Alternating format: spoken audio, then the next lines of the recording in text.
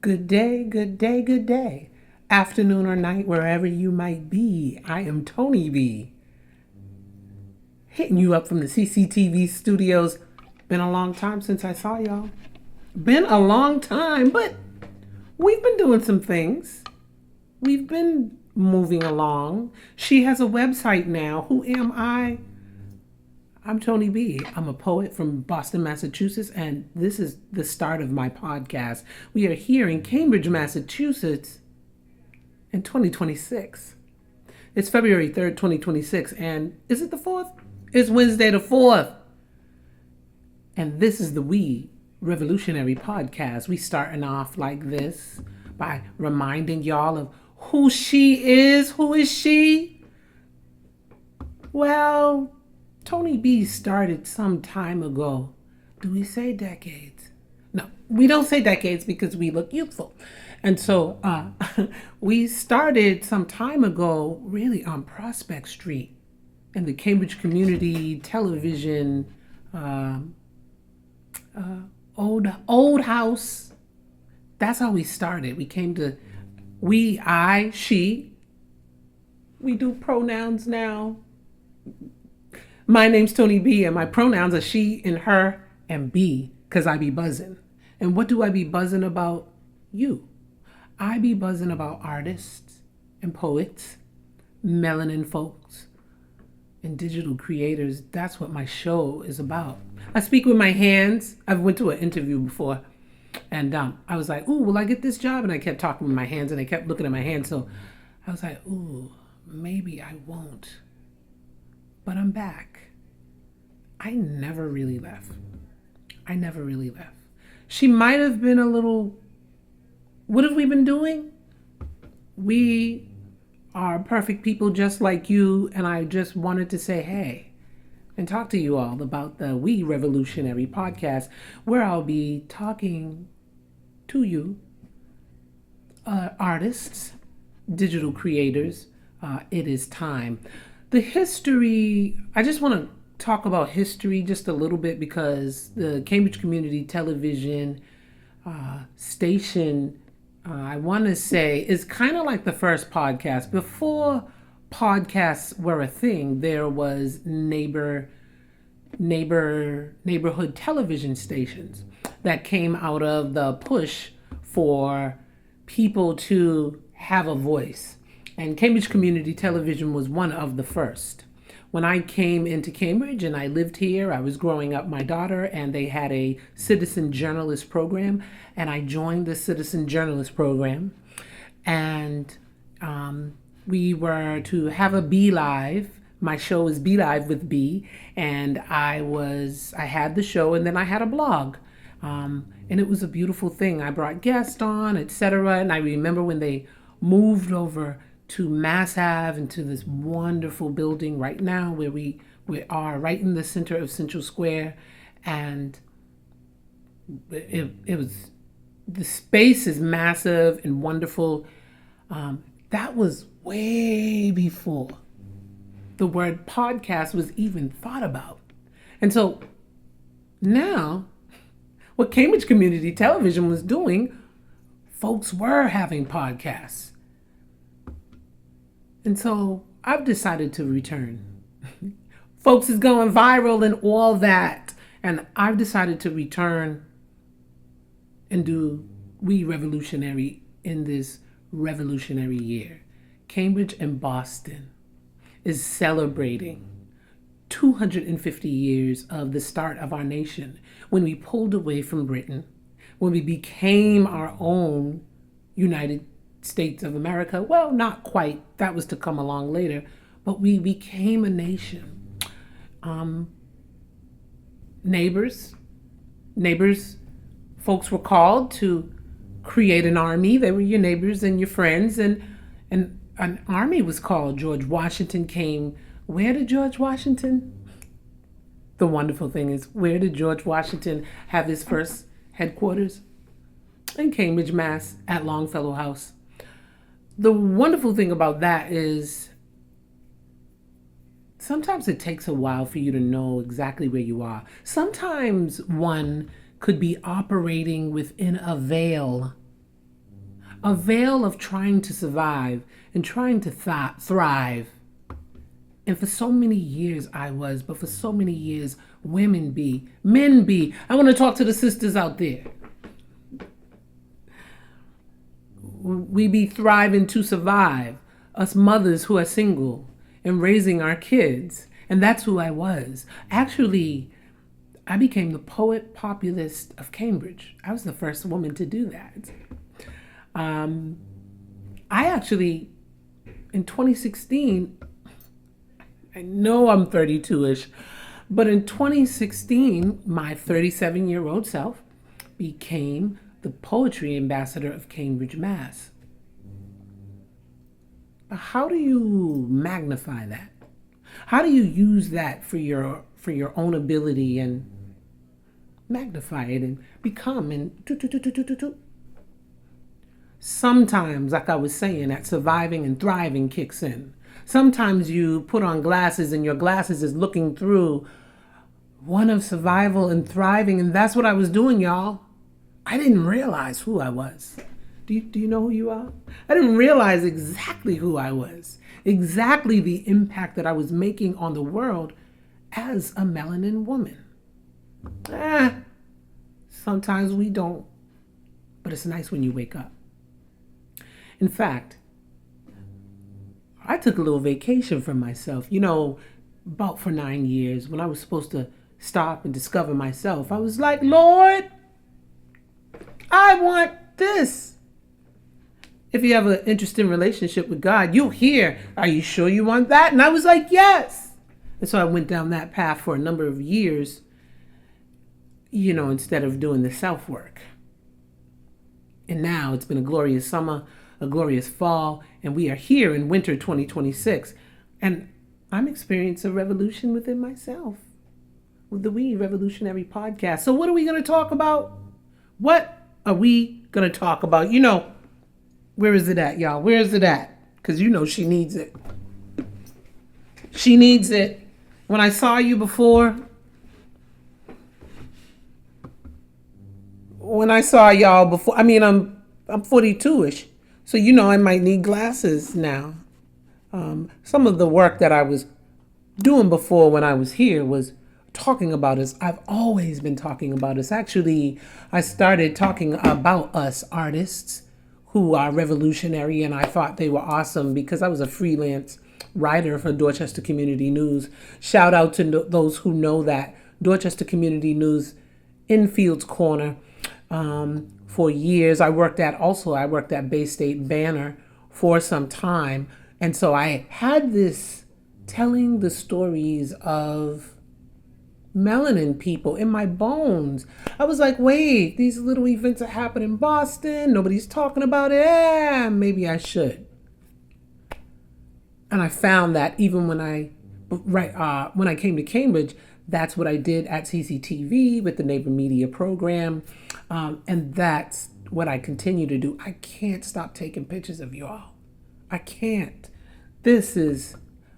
I did this, what did it say? 14 years ago? We're going to take a little glimpse at what part of what I've just been doing for years, because I guess that I've always considered us as revolutionary. Maybe, just maybe, it's a revolutionary act to record Black folk, to record poets and artists here in Cambridge, Mass. I'm so glad I did it. You know how many artists and poets I've lost since the fall of 2024? Like within a year and like 4 or 5 months, I've lost 6 poets. In fact, all of us have. And so now I'm so happy that I've recorded us. And now we just gonna kick it up and we gonna be we revolutionary. 2026, we revolutionary. I'm gonna be quiet while I show y'all this video. 14 years ago, there was a cafe in Central Square called Luna Cafe. Y'all know Luna Cafe? maybe it's Luna Restaurant now on Main Street there in Central Square. But at Luna Cafe, they landed in Central Square, Cambridge, and Dany Washim, who was the second poet populist of Cambridge back in the day of Haitian descent. He used to have poetry workshops, poetry readings there, and I would run down on a Thursday or Friday night called City Night Readings, and I would read too. And that's where I met Dany. I started to actually videotape him too, because why is no one covering the Black Haitian poet populist of Cambridge, Massachusetts? Isn't this epic? Isn't this revolutionary? Well, I was thinking that back then. Let's see what I recorded for his birthday. I harbor for good or bad. I permit to speak at every hazard. Nature without check, with original energy. I celebrate myself. Today is my birthday. Let's just do it. I speak the way that women do, then close my mouth like I am new. You know, we lost this brother some years ago. Yes, we live in funky Brother days, Blue. but God has taught me funky ways. I know you feel the way I do, don't act like there's no pressure. The man we celebrate today once said to me, when we sat on the rocky beach as the sun trickled down from the sky, what he told me was a story from when he was just a boy. It was about walking into the ocean. En otra valija arreglé con cuidado la gloria y la amistad otorgada por los niños de Santo Domingo. Willows weep, sprout like green, like shaven wool sheep, is winter's warmth. Schools fly by, sparrows nest new, under gray sky, is winter's warmth.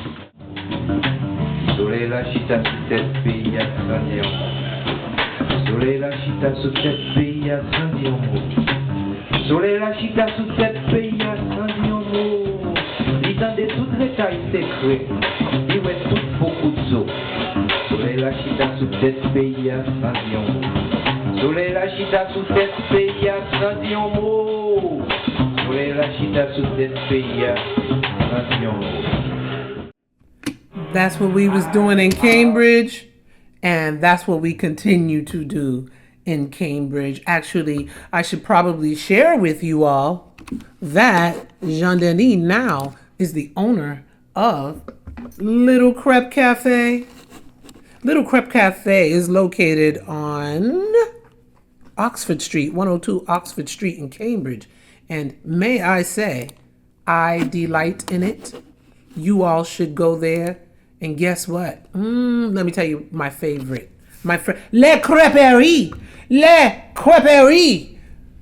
It's actually revolutionary, because we revolutionary, that Dany has his own cafe on Oxford Street. You can run in and get crepes anytime you want. Listen, it's a beautiful spot. I'm hoping to see you there.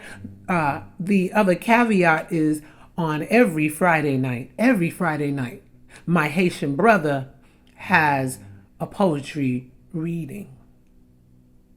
Every Friday night. Wouldn't you say that was revolutionary? I would. And you know what? Why am I talking about Haitian folks? Why am I talking about Haitian folks? You know why. Haitian folks was the first in 1804, the first of the African slaves. Happy Black History Month! Oh, y'all! It's Black History Month! And guess what? The judge blocked. I don't say certain things. The judge blocked rhymes with pump. Administration's stripping of Haitians' protected status. It was blocked. Of course, I'm here to talk about that because while there is a lot going on in the country now in February 2026, we have a president in office whose name rhymes with bump. And because there's certain names we don't say. Because isn't it promoting this? And so the temporary protected status of almost 350,000 Haitians, it was threatened to be removed. But what does that mean? I look Haitian. Sure. I'm African American. I was born an African American. But anyone who has melanin skin and Afroid features, well, guess what? You Haitian. They can stop you, ask you your questions. And so I do want to say, while our nation in February 2026 is going through so much, understand, my good friends, why we have not, why people of African descent haven't been out too much at the protests. We know who they're coming for first. And y'all, it's just been like that for 250, 400, depending on where you are, 250 or 400 years, depending on where you land. And so these are the type of things that we're going to talk about on the program. When it's just me sitting here by myself, we're going to talk a little bit about what's going on. We're going to talk because I'm concerned. I'm concerned. I'm concerned that we're visibly invisible. I'm concerned that, oh, Nika, what are you doing? Oh, Nikki Minaj Roman has, she's decided to align herself with some folks. I was thinking, do you think that's because she's visibly invisible? Wait, I have a theory behind this. We won't talk about it now. But I've been like, oh no, Roman, what are you doing? Listen, the show's starting up. We're going to have guests on here. Hopefully guests want to come see me sit in the studio, have a conversation about the new things that they're doing. TB is looking for a jizzob.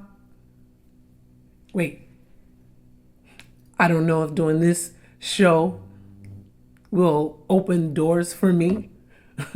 But guess what? Guess what I know? We are revolutionary. We deserve to be seen. We deserve to be discussed. And I'm not the first. Way before me, here in 1770s, Miss Phyllis Wheatley, little 6-year-old girl, 7 years old, was kidnapped or given. She was a business deal and she came to the United States. She had asthma. John Wheatley picked her up off of the auction block and brought her home. And I swear he said, I'm going to make something of you. I'm going to call you. I'm going to call you Phyllis. We going to make something of you, because that don't make sense. His wife had lost a baby 6 or 7 years. So if they had had a child, the child would have been the same age as Phyllis Wheatley. Here's the knowledge, though. Did y'all know Phyllis Wheatley was married?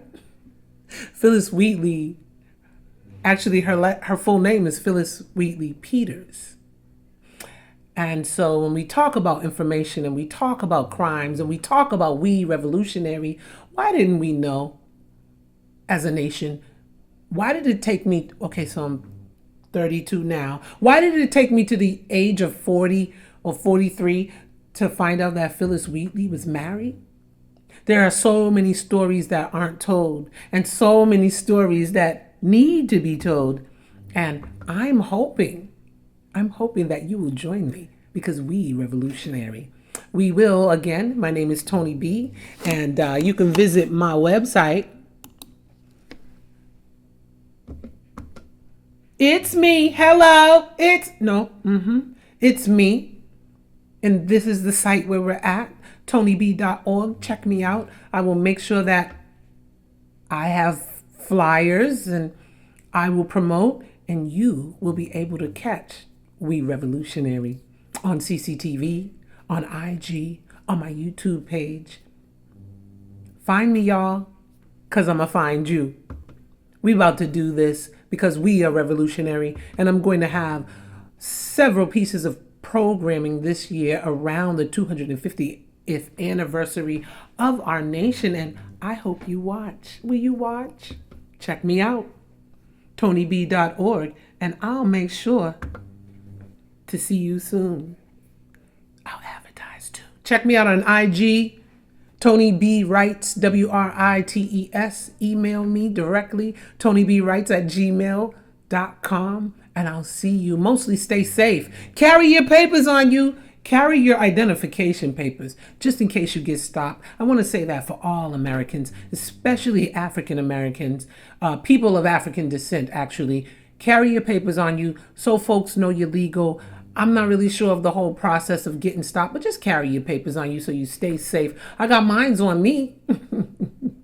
And make sure you join us. Thank you very much, Cambridge Community Television. We are revolutionary. We are revolutionary. February 2026. Make sure you stay tuned.